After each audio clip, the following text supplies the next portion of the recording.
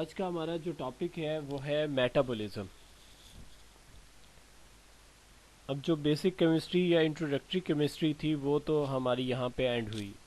इससे आगे जो पोर्शन है हमारा इस कोर्स का वो बेसिकली आपके फील्ड से रिलेटेड भी है और साथ साथ प्योर केमिस्ट्री भी इसमें इन्वॉल्व होगी कि किस तरह से जो मैक्रो मालिक्यूल्स या बड़े मालिक्यूल हैं वो टूट के ब्रेक डाउन के थ्रू छोटे मालिक्यूल में जाते हैं या छोटे मालिक्यूल आपस में मिल के एक बड़ा मालिक्यूल कैसे बनाते हैं।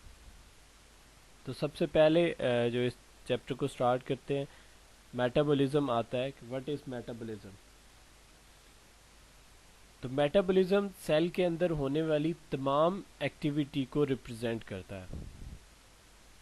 वो इसमें बहुत से केमिकल रिएक्शन भी होंगे, जो मालिक्यूल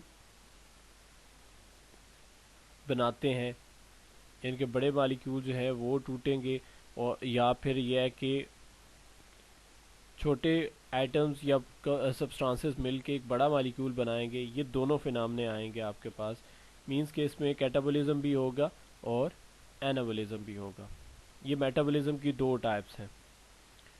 तो ओवरऑल जो है, अगर मेटाबॉलिज्म को डिफाइन करना हो तो वो यहाँ पे ये रेड कलर में मैंने डिफाइन किया हुआ है, इसको सेपरेट आउट किया हुआ है। Metabolism is the sum of all the chemical reaction that takes place in an organism. एक ऑर्गेनिज्म में होने वाले तमाम केमिकल रिएक्शन का जो सम होगा उसे आप नाम क्या देंगे? मेटाबॉलिज्म का।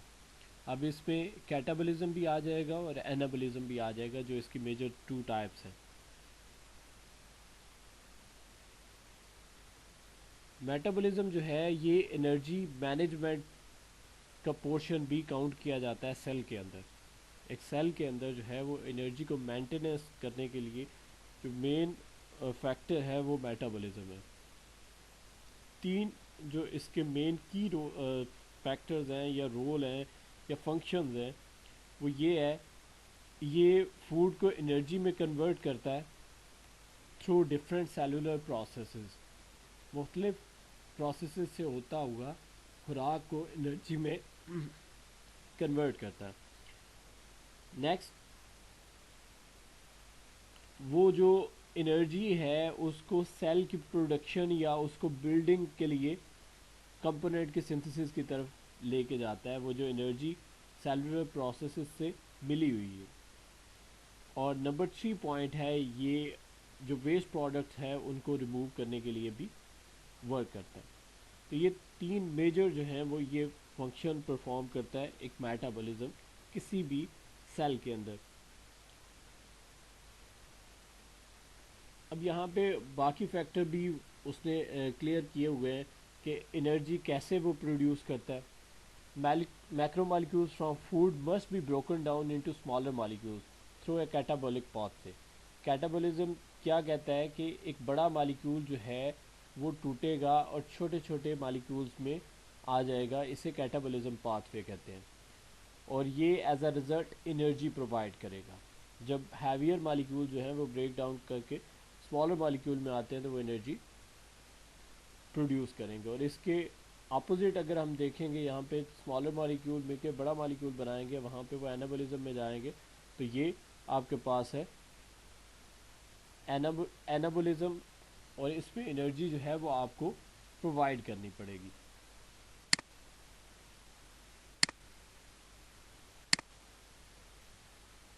आगे कैटाबॉलिज्म की डेफिनेशन है, इसको भी मैंने हाईलाइट किया हुआ है यहाँ पे। Catabolic pathways break down molecules and release energy. ये मॉलिक्यूल्स को ब्रेक करते हैं और एनर्जी जो है उसको रिलीज करते हैं।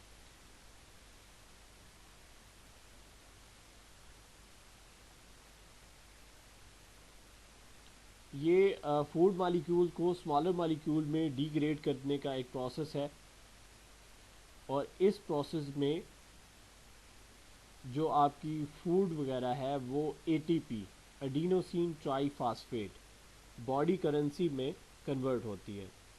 और इसकी बेस्ट एग्जांपल जो है वो आपके पास प्रोटीन डाइजेशन है कि किस तरह से प्रोटीन जो है वो डाइजेस्ट होती है। अब प्रोटीन आपको पता है कि कितने अमाइनो एसिड मिले तो एक प्रोटीन मॉलिक्यूल बनता है, more than 10,000 amino acid combine to form one molecule of protein. 20 type की प्रोटीन्स होती हैं, लेकिन मोर देन 10,000 अमाइनो एसिड जब ज्वाइंट होते हैं तो वो प्रोटीन बनता है। तो प्रोटीन अगर ब्रेक डाउन करेगा तो उससे जाहिर सी बात है कि वो अमाइनो एसिड आपके पास सिंथेसाइज होंगे। तो ये प्रोटीन की डाइजेशन जो है वो हमारे पास ये फिनोमेना है जिसे हम कैटाबॉलिज्म कह सकते हैं। तो लार्ज मालिक्यूल जो है, लार्ज प्रोटीन जो है वो टूटते हैं, छोटे छोटे मालिक्यूल में कन्वर्ट होते हैं और पॉलीपेप्टाइड्स होते हैं। पेप्टाइड बॉन्ड कौन सा बॉन्ड होता है?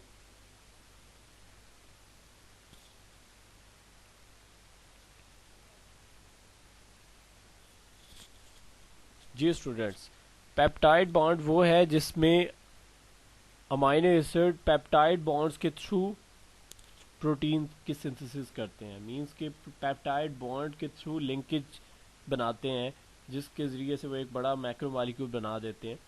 तो वो जाहिर सी बात है, पॉलीपेप्टाइड जब वो ज़्यादा लिंकेजेस होते हैं, more than 10,000 amino acid and more than 10,000 peptide linkages होंगे, तो इसलिए पॉलीपेप्टाइड्स होते हैं एक प्रोटीन के अंदर, वो ब्रेक डाउन करके छोटे छोटे पेप्टाइड बॉन्ड में कन्वर्ट हो जाते हैं।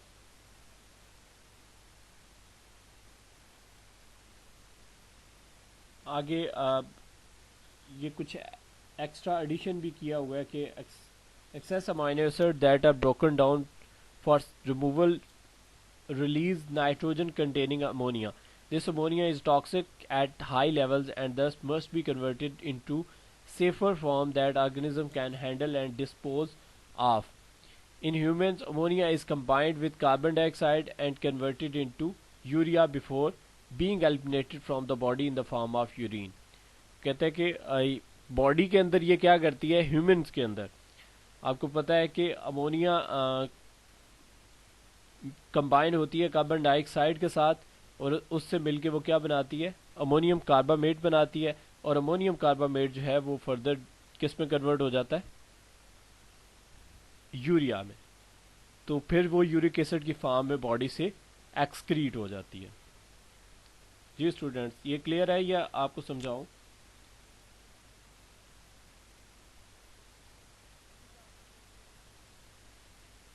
ओके, ये देखिएगा,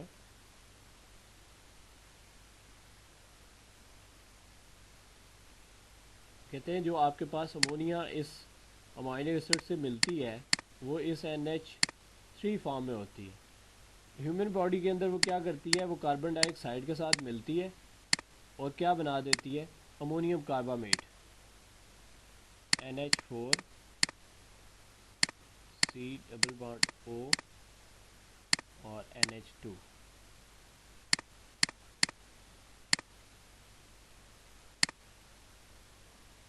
ये आपके पास NH4O C double bond O NH2 और फर्दर ये जो अमोनियम कार्बामेट बना है ये फर्दर जाता है यूरिया में NH2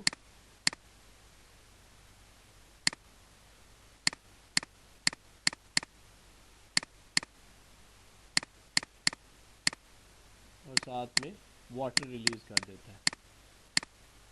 तो इस तरह से यूरिया बन जाता है जो कि यूरिक एसिड से निकलता है। अगर हम डायरेक्ट अमोनिया निकालेंगे तो वो टॉक्सिक हो जाएगा और हमारे लिए प्रॉब्लम क्रिएट करेगा। जी स्टूडेंट्स, क्लियर हो गया?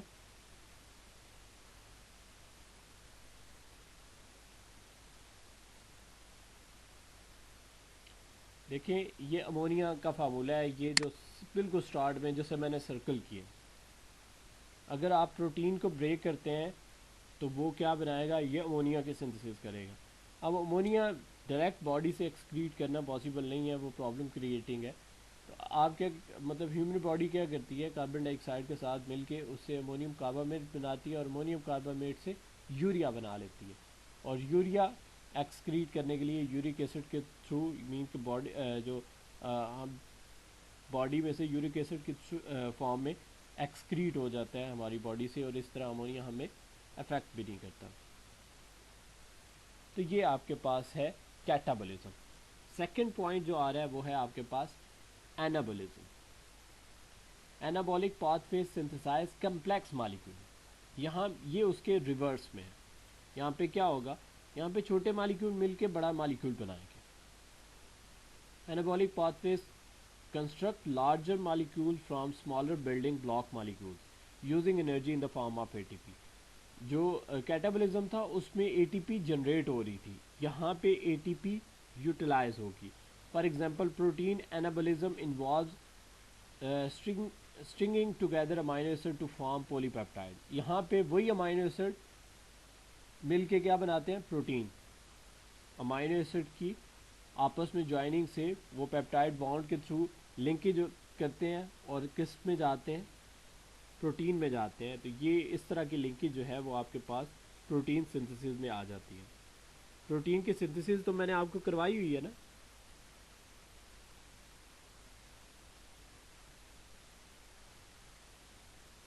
जी स्टूडेंट्स, प्रोटीन सिंथेसिस जहन में है या नहीं?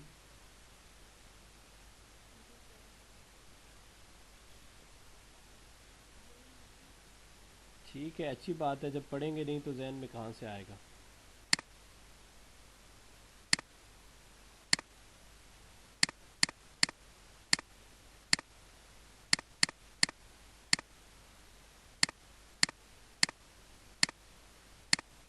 ये अमाइनो एसिड है, एक मालिक्यूल।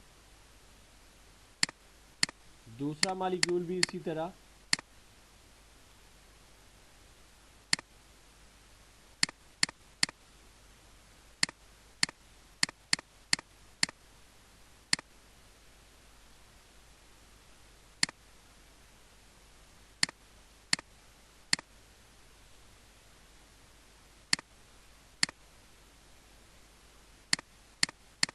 ये आपके पास आ गया।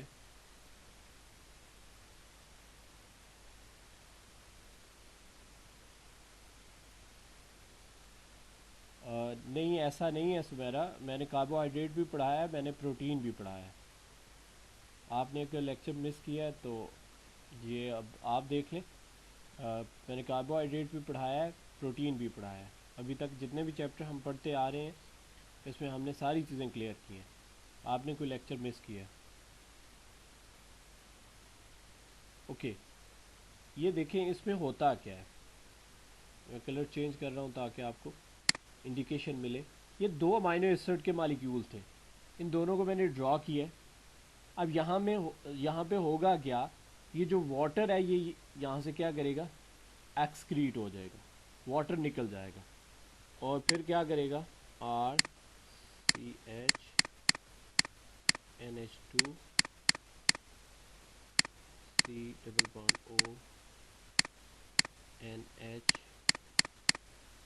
CH R और COOH।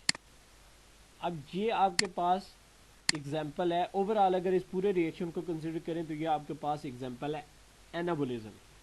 यहाँ पे सॉरी जी, एनाबोलिज्म आपके पास कि दो अमाइनो एसिड ने मिलके क्या बनाया, प्रोटीन। वैसे इस तरह के 10,000 अमाइनो एसिड मिलेंगे तो फिर प्रोटीन बनेगी, लेकिन चूंकि वो मिलेंगे इसी फिनोमेना के थ्रू, आगे एक और अमाइनो एसिड आएगा इसी तरह, वो आके एंड पे कार्नर पे लगेगा, फिर वाटर रिमूव होगा, फिर एक और आएगा, फिर इसी तरह। तो ये जो बॉन्ड आपके पास बना है ये है peptide bond, C double bond O और NH। ये पेप्टाइड लिंकेज होता है, इसके थ्रू जो है वो अमाइनो एसिड्स जुड़े होते हैं प्रोटीन बनाने के लिए। और इसी रिएक्शन को अगर रिवर्स कर लिया जाए, मीन्स कि ये जो प्रोटीन आपने दो मालिक्यूल की प्रोटीन बनाई है इसको रिवर्स कर दें तो ये आपके पास कैटाबोलिज्म आ जाएगा। जी स्टूडेंट, क्लियर हो गया?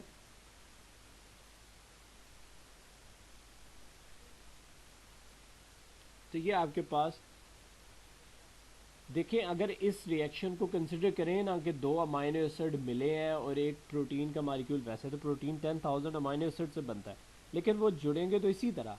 तो अगर इसको कंसिडर करें, इस पूरे रिएक्शन को, डायरेक्ट के दो अमाइनो एसिड थे हमारे पास, वो मिले हैं, उन्होंने एक मालिक्यूल बना दिया है, ये एनाबोलिज्म है। इसमें छोटे मालिक्यूल ने मिलके एक बड़ा मालिक्यूल बनाया।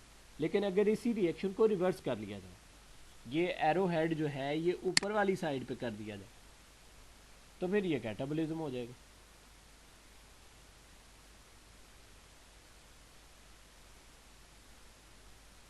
जी स्टूडेंट्स आगे चले।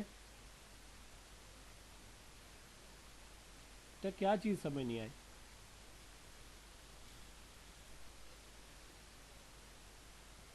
देखें, बड़ी सिंपल सी बात है, कोई चीज़ बन सकती है तो वो ब्रेक भी तो हो सकती है ना।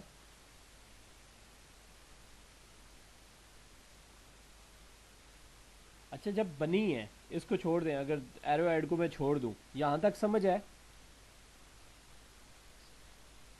यहाँ पे समझ है, तो यहाँ पे वाटर अगर दोबारा इसे मिल जाए तो ये वापस ही जाएगा, नहीं नहीं अमाइनो एसिड में दो अमाइनो एसिड और उसी तरह बन जाएंगे, तो ये कैटाबोलिज्म हो जाएगा। जी, तो ये आपके पास ओवरऑल ये सारा फिनोमेना है। इसके बाद आगे हम देखें, कैटाबोलिज्म भी हो गया, एनाबोलिज्म भी हो गया। कुछ डेफिनेशंस हैं, कुछ टर्म्स हैं जो आपकी बुक में रिक्वायर्ड थी कि ये आपने करनी है, वो मैंने उनको भी एक जगह पे इकट्ठा कर दिया है ताकि आपको उन्हें पढ़ने में, याद करने में आसानी रहे। सबसे पहले है ग्लूकोनियोजेनेसिस। ये डेफिनेशन ही करनी है, आपके कोर्स कंटेंट में सिर्फ यही था कि इनकी डेफिनेशन जितना जितना मैंने किया हुआ है। Gluconeogenesis is the metabolic process by which organisms produce sugar for catabolic reactions from non-carbohydrate precursors। कि ये वो मेटाबॉलिक प्रोसेसेस हैं जिसमें ऑर्गेनिज्म जो है वो शुगर प्रोड्यूस करते हैं एक नॉन कार्बोहाइड्रेट प्रिकर्सर को यूज करते हुए। जी स्टूडेंट्स, क्लियर हुआ है या डेफिनेशन की कोई समझ नहीं आई?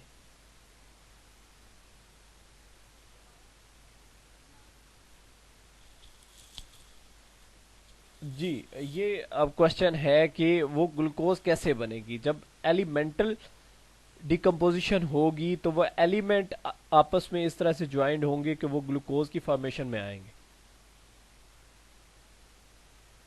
ग्लूकोनियोजेनेसिस वो मेटाबॉलिक प्रोसेस है जिसमें ऑर्गेनिज्म शुगर प्रोड्यूस करते हैं, मेनली वो शुगर ग्लूकोज होती है, ताकि वो मुख्तलिफ कैटाबॉलिक रिएक्शंस को परफॉर्म कर सकें फ्रॉम नॉन कार्बोहाइड्रेट प्रिकर्सर। यहाँ पे वो जो स्टार्टिंग मटेरियल होगा जिससे हमने शुगर प्रोड्यूस करनी होगी वो नॉन कार्बोहाइड्रेटिक पोर्शन होगा।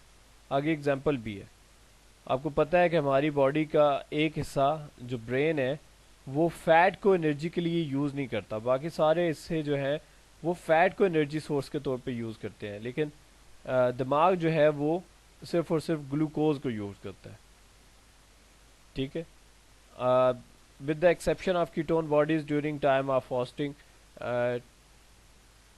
इसके बाद एरिथ्रोसाइट्स हैं, किडनी मेडुलाज हैं। In mammal this process occurs in the liver and kidney. जानवरों में भी होता है, वो लिवर में और किडनी में ये प्रोसेस हो रहा होता है। तो ये आपके पास वो प्रोसेस है जिसमें नॉन कार्बोहाइड्रेटिक प्रिकर्सर से आप ग्लूकोज की सिंथेसिस करेंगे ताकि उससे मेटाबॉलिक प्रोसेस जो है उनको इनिशिएट किया जा सके। इसके बाद आपके पास है ग्लाइकोजेनेसिस। जी, ग्लाइकोजेनेसिस जो है वो फॉर्मेशन ऑफ ग्लाइकोजन है। ग्लाइकोजन क्या होती है?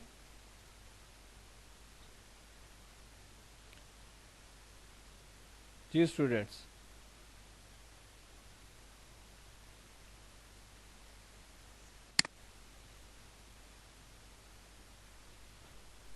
जी जी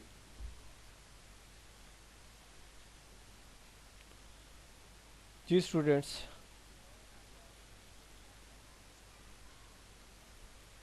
जी कार्बोहाइड्रेट की एक टाइप है ग्लाइकोजन, और ये पॉलीसेकेराइड में आती है,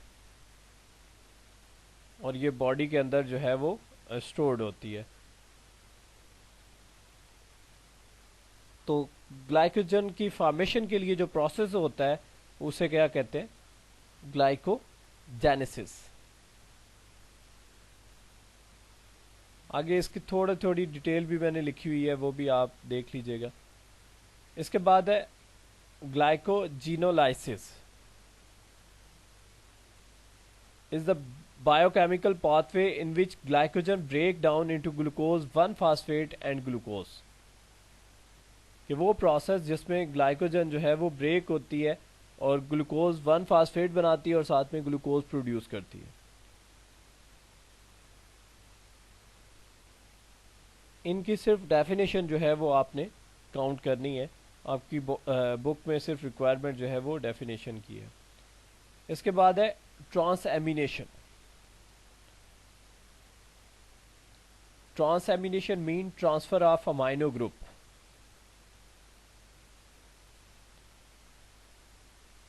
transfer of an amino group from an amino acid to a keto acid.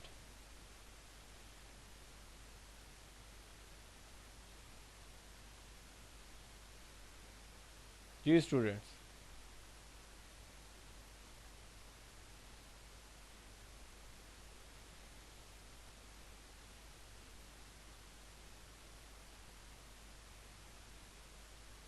Transamination की समझ आई है या नहीं? अग... जी जी, ट्रांसएमिनेशन ट्रांसफर है ना, ट्रांसफर से ये वर्ड है transamination. Trans amination amine, amine group से है, तो ये ट्रांसफर ऑफ अमाइनो एसिड है from an amino, sorry, transfer of amine group from an amino acid to a keto acid. ये देखें, ये ऊपर जो ये मैंने कर्सर आपको नज़र आ रही है जिसको मैं सर्कल कर रहा हूँ, ये मैंने जैसे सिलेक्ट तो सारे ही हो गए। आप देखें ये जहाँ पे कर्सर है ये आपके पास है कीटो एसिड। ये क्या है? कीटो एसिड है। और ये आपके पास क्या है? Amino acid. अमाइनो एसिड का फार्मूला है जो अभी मैंने प्रोटीन के लिए ड्रॉ किया है आपके पास। और इस स्टेप में क्या हो गया है, बल्कि यहाँ पे देखें मैं आपको करके दिखा देता हूँ, आपको शायद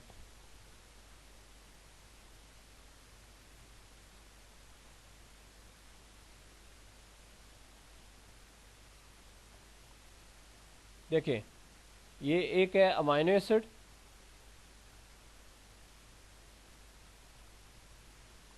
और दूसरा हम ड्रॉ करते हैं यहाँ पे कीटो एसिड।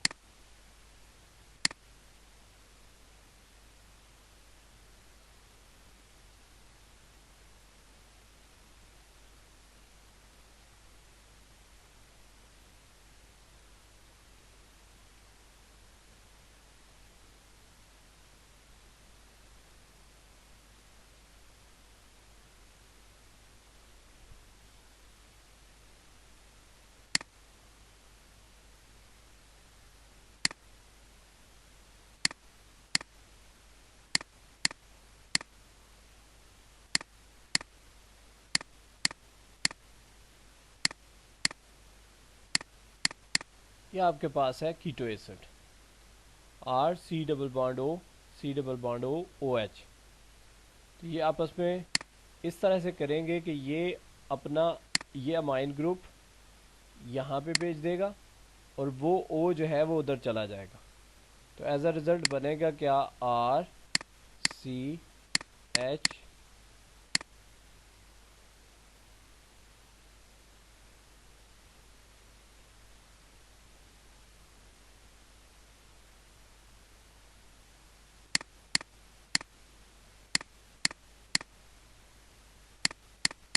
ये इधर हो गया और साथ में ये अब आपके पास अमाइनो एसिड बन जाएगा।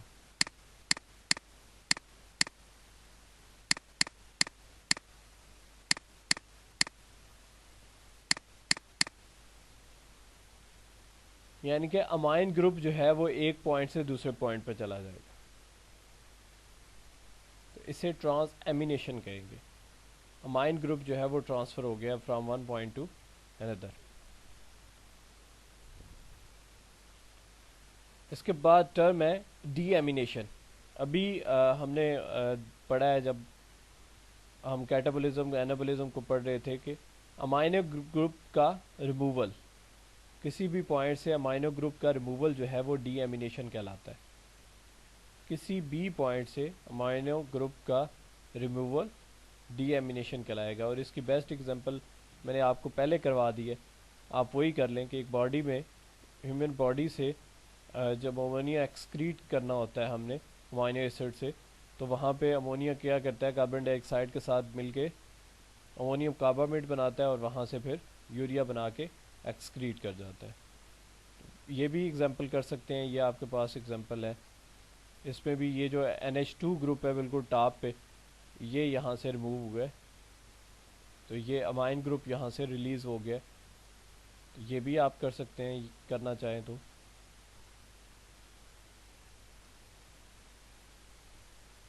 इसके बाद है कीटोसिस, आखिरी टर्म है यहाँ पे। Ketosis is a process that happens when your body doesn't have enough carbohydrate to burn for energy. यानी कि अगर बॉडी में इनफ कार्बोहाइड्रेट नहीं है एनर्जी के लिए, तो उसकी जगह पे फिर बॉडी क्या करती है, डाइटिंग क्या है। अगर कोई भी फर्द आपसे कहता है कि वो जी जी जी डाइटिंग क्या होती है कि आप कार्बोहाइड्रेट लेना कम कर देते हैं। जब कार्बोहाइड्रेट कम करेंगे तो बॉडी को तो एनर्जी रिक्वायर्ड है, बॉडी ने तो अपने फंक्शन जो हैं वो परफॉर्म करने ही करने हैं, तो बॉडी उनकी जगह पे फिर क्या यूज़ करेगी, फैट्स को। तो ये आपके पास जो फिनोमेना है ये कीटोसिस है।